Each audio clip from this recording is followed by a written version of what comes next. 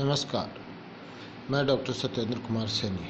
आज के वीडियो में हम लेकर के आए हैं बीएड प्रथम वर्ष एवं शिक्षा हेतु प्रथम वर्ष के प्रश्न पत्र बाल्यावस्था विकास की प्रक्रिया चाइल्डहुड एवं ग्रोइंग अप की 5वीं यूनिट से सृजनात्मकता के पूर्व के वीडियो में हमने देखे थे सृजनात्मकता का अन्य कारकों के साथ संबंध, सृजनात्मकता को बढ़ाने के उपाय और सृजनात्मकता और शिक्षा। आज के इस वीडियो में हम देखते हैं सृजनशील व्यक्ति की विशेषताएं। मौलिकता। सृजनशील व्यक्ति में मौलिकता अनेक रूपों में पाई जाती है। साधारण विचारों से उसे अधिक संवेदनशीलता अनुभव होती है। वह प्रेरणात्मक होता है और तथ्यों से बहुत परे की आगे की सोचता है और देखता है और उसी के अनुरूप वह क्रिया या प्रतिक्रिया करता है। नेक्स्ट, स्वतंत्र निर्णय शक्ति। जो भी सृजनशील बालक होता है वह वस्तु, क्रिया या व्यवहार को देख करके स्वयं उस पर चिंतन मनन करके स्वयं निर्णय लेता है। वह वस्तुओं को अपने ढंग से देखता है और प्रस्तुत करता है। वह अन्य व्यक्तियों के सुझावों को ठीक वैसे की वैसे स्वीकार न करके उनमें संशोधन और सुधार करके परिष्कृत करता है और फिर अपने विचार व्यक्त करता है। नेक्स्ट, संवेदनशीलता। सृजनशील बालक अत्यधिक संवेदनशील होते हैं। वे किसी भी कार्य को गंभीरता से लेते हैं। सृजनशील बालक अपने चारों ओर के वातावरण व समस्याओं को अनुभूत करते हैं और वो जब तक उनके जीवन में कोई अपर्याप्तता की अनुभूति नहीं हो या रिक्तता की अनुभूति नहीं होती है तब तक वह यानी कि सृजनशील व्यक्ति उनके बारे में गहराई से नहीं सोच पाता है। अधिक गहराई से सोचने पर अधिक संवेदनशील हो जाता है। नेक्स्ट, अपरंपरावादी। सृजनशील बालक परंपराओं से हटकर जो पूर्व से चली आई धारणाएं हैं, विचार हैं या क्रियाओं की क्रियाविधि हैं, उन सब से हटकर के सृजनशील बालक विचार करता है और निष्कर्ष अलग तरीके से, पृथक तरीके से वह निकालता है। जन सामान्य द्वारा किए गए नए विचारों से वह अपने नए विचार जोड़ करके और उसमें कुछ नवीनता लाने का प्रयास करता रहता है। स्वकेंद्रितता। सृजनशील व्यक्ति अवकाश के समय में परेशान नहीं होता है और आसानी से अपना समय व्यतीत करता है और वह अपना समय व्यतीत नवीन समस्याओं को लेकर के, नवीन विचारों को लेकर के उन पर चिंतन मनन करता है और उसे अच्छी प्रकार से किस प्रकार से प्रकट किया जा सके, समाज के सामने रखा जा सके, इसके ऊपर वह अपना ध्यान केंद्रित रखता है और अपनी समस्या के प्रति और अपने कर्तव्य के प्रति वह समर्पित भाव से लगा रहता है। नेक्स्ट, विनोदी प्रवृत्ति। सृजनशील बालक विनोदी प्रवृत्ति के होते हैं। वो आत्म विनोदी प्रवृत्ति के अधिक होते हैं और अपने जीवन में वो नीरसता अनुभव नहीं करते हैं। नेक्स्ट, स्वप्न दृष्टा। सृजनशील व्यक्ति अध्ययन की अपेक्षा चिंतन अधिक करते हैं। किसी भी क्रिया को रटने के स्थान पर वह उसे समझने का प्रयास करता है, उसकी गहराई तक देखने का प्रयास करता है, उसको कौन कौन से कारक प्रभावित करते हैं उन सब को वह गहराई से देखता है और घटनाओं के प्रति उनका यह चिंतन ही युवा स्वप्न का विषय कहलाता है। भविष्य दृष्टा। भविष्य में क्या होने वाला है, किसी कार्य को कैसे संपादित किया जाना है। सृजनशील व्यक्ति भविष्य की समस्याओं का पूर्वानुमान लगाने का प्रयास करते हैं। इसी को स्पष्ट करते हुए केल्विन टेलर महोदय ने कहा है कि सृजनशील बालकों की कुछ व्यवहारों की ओर संकेत करते हुए बताते हैं कि ये व्यक्ति साधारण के आधार पर निर्देशित होते हैं ये समूह के विरुद्ध अकेले खड़े रहते हैं। ये स्वतंत्र निर्णय लेने वाले होते हैं और ये जटिलता की ओर उन्मुख होते हैं और समाज की आचरण संहिता के विरुद्ध नए विचारों, मानदंडों को स्थापित करते हैं। ये समाज को नई दिशा प्रदान करने वाले होते हैं। साहसी, जोखिम उठाने वाले, अपने आवेगों के प्रति अधिक सचेत व मुक्त होते हैं और समाज को, राष्ट्र को नई दिशा प्रदान करने वाले होते हैं। नेक्स्ट, अन्यों के प्रति जागरूक। सृजनशील व्यक्ति अन्य व्यक्तियों के प्रति जागरूक होते हैं। वो उनकी हर कार्य में मदद करना पसंद करते हैं, उनकी समस्याओं का समाधान करना पसंद करते हैं, उनकी समस्याओं को स्वयं की समस्या समझते हुए उनकी हर तरह से सफलता दिलाने के लिए परिश्रम करते रहते हैं। नेक्स्ट है साहसिक। सृजनशील बालक अपने विचारों से कभी नहीं भयभीत होते और वो नवीन तरीके से सोचते हैं, नए नए प्रयास करते हैं। असफल होने की स्थिति पर भी वो घबराते नहीं हैं, आशंकित नहीं होते हैं और उसके लिए वो बार बार प्रयास करते रहते हैं। और सृजनशील बालक कभी भी लोकप्रियता की परवाह नहीं करते कि अन्य व्यक्ति उनके बारे में क्या सोचते हैं, इसकी परवाह नहीं करते, पूरी लगन के साथ अपने कार्य में जुटे रहते हैं। नेक्स्ट, जोखिम उठाने वाले। सृजनशील बालक ऐसे जटिल कार्यों को अपने हाथ में लेते हैं जिन कार्यों को कोई साधारण व्यक्ति करना नहीं चाहता, चाहे उन्हें को कैसा भी नवीन या जटिल कार्य दिया जाए, उन्हें वह आसानी से स्वीकार करते हैं और उस कार्य को पूर्ण करने का हर संभव प्रयास करते हैं। नेक्स्ट है दृढ़ भावना या दृढ़ निश्चय। सृजनशील बालक जिन कार्यों को प्रारंभ करते हैं उसे वे हर स्थिति में पूरा करते हैं, कभी भी वह उसे आधा करके नहीं छोड़ते हैं और न ही उस कार्य के प्रति कोई नीरसता दर्शाते हैं। कार्य के दौरान आने वाली बाधाओं से बिना घबराए वह उसे पूर्ण करके ही दम लेते हैं। रचनात्मक आलोचना करने वाले। सृजनशील बालक जब भी किसी कार्य को या वस्तु को या क्रियाविधि को देखते हैं तो वो उसे विविध आयामों से देखते हैं और देख करके किए गए कार्य की आलोचना न करके उसमें क्या सुधार हो सकता है के विचारों से वो अवगत कराते हैं, उसमें सुधार बताते हैं, उसमें त्रुटियां नहीं निकालते हैं। नेक्स्ट है रहस्य की ओर आकर्षित करने वाले। ये जो सृजनशील बालक हैं जो आज तक ब्रह्मांड में या समाज में छुपे हुए रहस्य हैं जिनको आज तक कोई नहीं खोज पाया है, उन रहस्यों की ओर जनता को या समाज को, राष्ट्र को आकर्षित करते हैं और उन रहस्यों को खोजने का वो प्रयास करते रहते हैं। विकृतियों को स्वीकार करने वाले।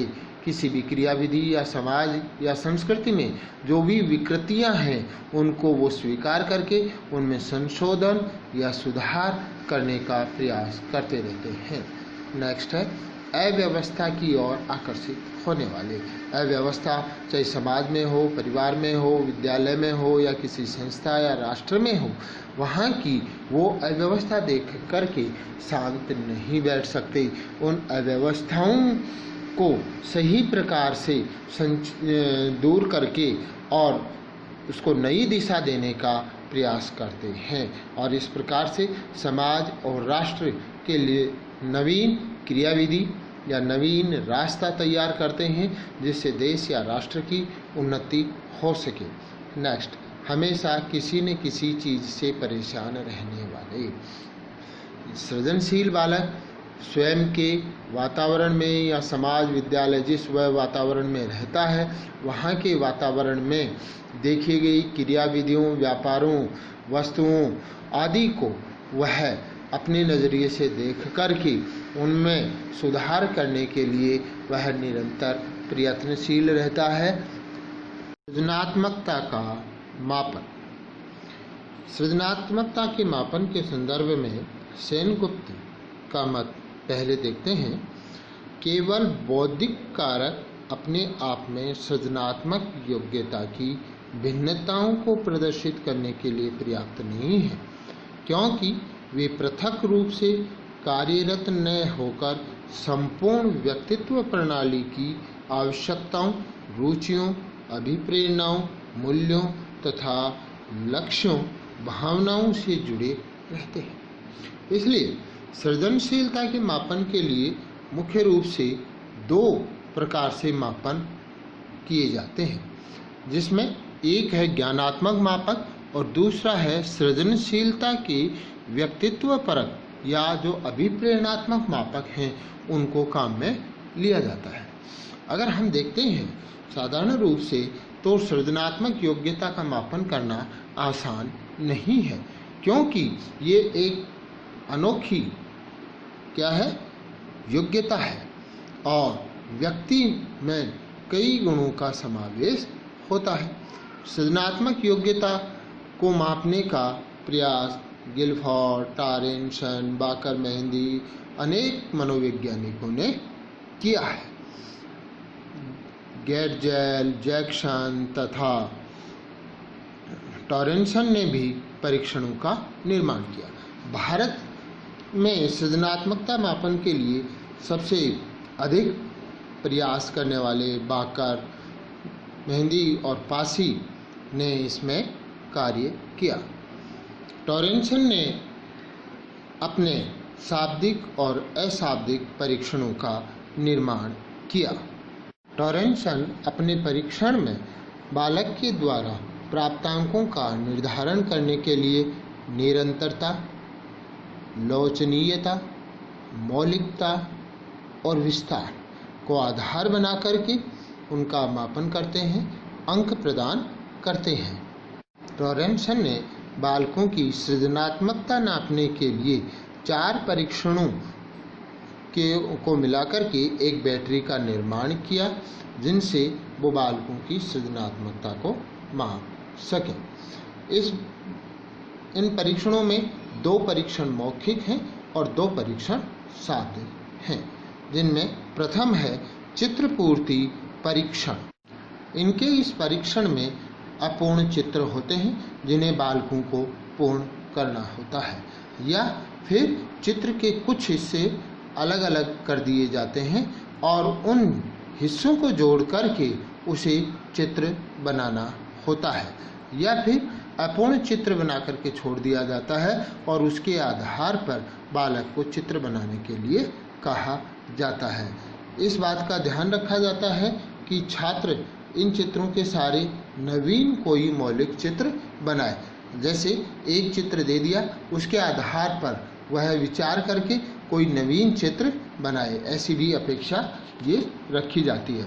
और इन चित्रों के आधार पर कोई स्वयं की नई कहानी का निर्माण करने या लिखने के लिए उन्हें कहा जाता है, और शीर्षक का निर्माण भी बालक को ही करना होता है। इस परीक्षण के जो प्राप्तांकों के आधार हैं वो इन्होंने निरंतरता, लोचनीयता, मौलिकता और विस्तार को रखा है। नेक्स्ट है वृत्त परीक्षण। इसके अंतर्गत छात्र को वृत्त के अंदर चित्र बनाने के लिए कहा जाता है। वह वृत्त में जो जगह है, स्थान है, उसका अधिकाधिक उपयोग करता हुआ ऐसा चित्र बनाए जो उसी के अंतर्गत आ जाए। चित्र के लिए छात्र वृत्त के अंदर की ही जगह का इस्तेमाल कर सकता है, इसके बाहर वह कोई अन्य क्रिया नहीं कर सकता। वह मनचाहे चित्र बना सकता है और उसके ऊपर अपने विचार व्यक्त कर सकता है। नेक्स्ट है प्रोडक्ट इम्प्रूवमेंट टास्क। इसके अंतर्गत वह कुत्ते के खिलौनों का चित्र छात्र के सम्मुख प्रस्तुत किया जाता है और इसमें उसको चालाकी से कुत्ते को बदलने की घटना तथा उपायों को लिखने के लिए कहा जाता है। इस परीक्षण में बालक अपने नवीन नूतन विचारों के आधार पर क्रियाओं का संपादन करता है। नेक्स्ट है टीन के डिब्बों का उपयोग। छात्र को टीन के खाली डिब्बे दे दिए जाते हैं। वह इन खाली डिब्बों से विविध प्रकार की आकृतियों का निर्माण कर सकता है, नूतन उनके नए नए उपयोग कर सकता है कि जिस उद्देश्य से वो टीन का डिब्बा बनाया गया है उसके अतिरिक्त वह उनका उपयोग कर सकता है और उसके आधार पर क्रियाएं कर सकता है। टॉरेंसन के ये जो 4 परीक्षण हैं, शाब्दिक और अशाब्दिक, इन चारों परीक्षणों के लिए ही 10-10 मिनट का समय दिया जाता है। अब हम देखते हैं बाकर मेहंदी का सृजनात्मक चिंतन का शाब्दिक परीक्षण। बाकर मेहंदी ने पूर्व प्राथमिक स्तर व प्राथमिक स्तर के विद्यार्थियों को छोड़कर के सभी विद्यार्थियों के लिए परीक्षणों का निर्माण किया गया। इन्होंने अपने परीक्षण को पंजाब और उत्तर प्रदेश के शहरी तथा ग्रामीण क्षेत्र के विद्यार्थियों पर लागू करके देखा और परिणाम प्राप्त किए। इनके परीक्षण में समय सीमा परीक्षार्थियों को परीक्षण वितरण करने, निर्देश देने, अनुक्रिया करने सभी के लिए कुल 50 मिनट का समय रखा है। और इन्होंने अपने परीक्षण के लिए जो घटक तय किए हैं उनमें है नमनीयता, मौलिकता, धारा प्रवाहिता। इन तीनों को अलग अलग अंक दे करके और उन प्राप्त अंकों का योग प्राप्त कर लिया जाता है। इन्होंने उप परीक्षणों का निर्माण किया और ये 4 उप परीक्षण इन्होंने बनाए, जिनमें प्रथम है परिणाम परीक्षण। इन्होंने इसे यदि ऐसा हो जाए के नाम से संबोधित किया और इससे संदर्भित जैसे प्रश्न के उदाहरण सामने रख रहे हैं। यदि मनुष्य पक्षियों की भांति उड़ने लगे तो क्या होगा? यदि मनुष्य को खाने की आवश्यकता नहीं रहे तो क्या होगा?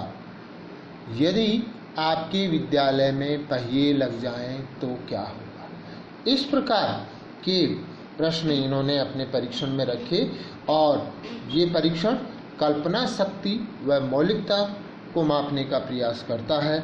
इसमें परीक्षण के दौरान विषयी जितने उत्तर लिखना चाहे लिख सकता है, अपनी अनुक्रियाएं कर सकता है और उसी के अनुरूप उसे धारा प्रवाहिता में अंक प्रदान किए जाते हैं और इसके पश्चात उसकी अनुक्रियाओं को कुछ वर्गों में बांट लिया जाता है और उसके आधार पर उसे अंक प्रदान किए जाते हैं। इस परीक्षण के लिए उन्होंने 12 मिनट का समय रखा है और उसकी अनुक्रियाएं हैं असामान्य नवीनता का पुट लिए हुए नहीं हैं तो उसे अंक नहीं दिए जाते हैं। अतः मौलिक घटक के अंतर्गत अंक नहीं दिए जाएंगे। असामान्य प्रयोग परीक्षण, इसके अंतर्गत बालकों को नए नए प्रयोग करने के लिए कुछ पदार्थ या वस्तुएं दी जाती हैं, जैसे पत्थर का टुकड़ा, लकड़ी की छड़, पानी। ये बालक को उपलब्ध करा दिए गए। अब बालक इनके जो नित्य प्रति या परंपरागत रूप से जो प्रयोग होते आ रहे हैं इनसे हटकर के क्या क्या वह प्रयोग कर सकता है, उनमें वो क्या रोचकता ला सकता है और वह उनके प्रयोगों को लिखता है कि हम पत्थर के टुकड़े का ये उपयोग कर सकते हैं, लकड़ी की छड़ का ये उपयोग कर सकते हैं, पानी का हम ये उपयोग कर सकते हैं। इस प्रकार से नवीन प्रयोग वह बताता है। इसके लिए 15 मिनट का समय दिया जाता है। नेक्स्ट बाकर मेहंदी का उपपरीक्षण नए संबंधों का पता लगाना। इसमें भी बालकों के सामने नए शब्द रख दिए जाते हैं और उनमें संबंध स्थापित उनको करने होते हैं, जैसे पेड़ तथा मकान, कुर्सी और सीढ़ी, हवा और पानी। इनमें जो सामान्य संबंध है उन संबंधों से हट करके नवीन संबंध बालकों को बताने होते हैं और इसके लिए भी बालकों को 15 मिनट का समय दिया जाता है। परीक्षण सुधार, इसमें बालकों को वस्तुओं को मनोरंजक बनाना शीर्षक दिया गया है। घोड़े के खिलौने को मनोरंजक व निराला बनाने संबंधी तरीकों को इसमें लिखना होता है। खिलौनों में ऐसे परिवर्तन लाने होते हैं कि बच्चों को वो अधिक पसंद आए, और इस परीक्षण के लिए इन्होंने समय सीमा रखी 6 मिनट। इस प्रकार से कुल चारों परीक्षणों के लिए इन्होंने समय दिया है 50 मिनट। इसी के साथ ये सृजनात्मकता का हमारा टॉपिक पूर्ण होता है।